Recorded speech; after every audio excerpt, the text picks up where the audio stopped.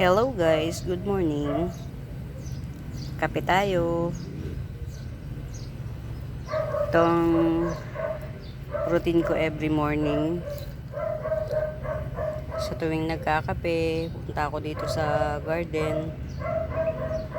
Check ko yung mga pinropa, yung mga bagong halaman, kung nag-thrive sila. Ito okay na. Mabigat lang yung dahon. Kailangan siyang ilagay dun sa parts na aano siya, yung dahon niya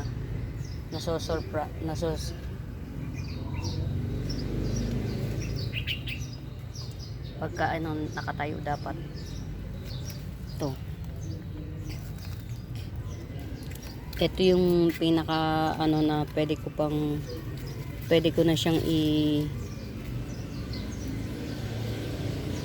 i-flex, pero siguro sa sa mga susunod pa, hindi pa ngayon. Yan, hanapan ko pa siya ng mas magandang lugar kasi dapat to may araw o makulimlim lang. Ngayon pwede na to dito.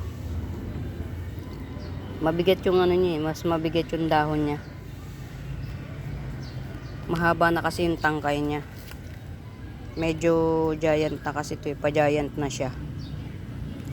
Top cut uli siya pero pa-giant na siya. Hindi katulad nung unang-unang top cut niya. Nagsimula kami sa mas maliit na dahon. Yan. Ito common na to guys. Pagka tong spot na to. Common na yan kapag heavy variegation. Yung masyadong maputi yung dahon.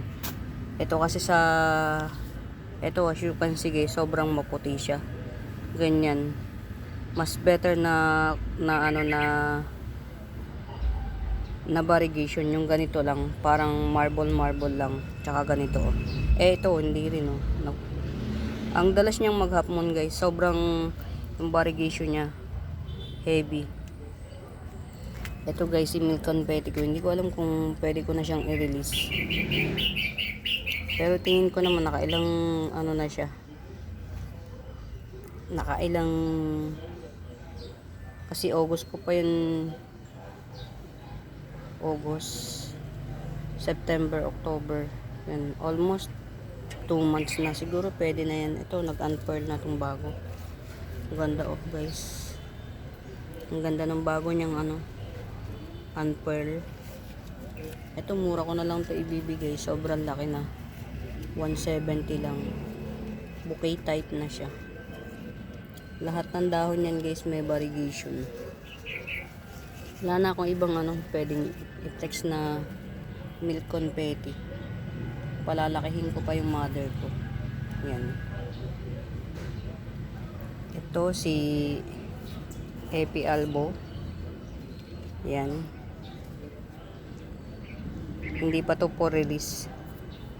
Baka after ng live ko sa 3rd week ng, pinayagan na akong mag live pero 3rd week ng October, after pa ng live, hindi pa to pwedeng i-release yung albo. Pero yun pwede na, naka 2 months na yun ito si confetti, naka 2 months na siya. Ito hindi pa.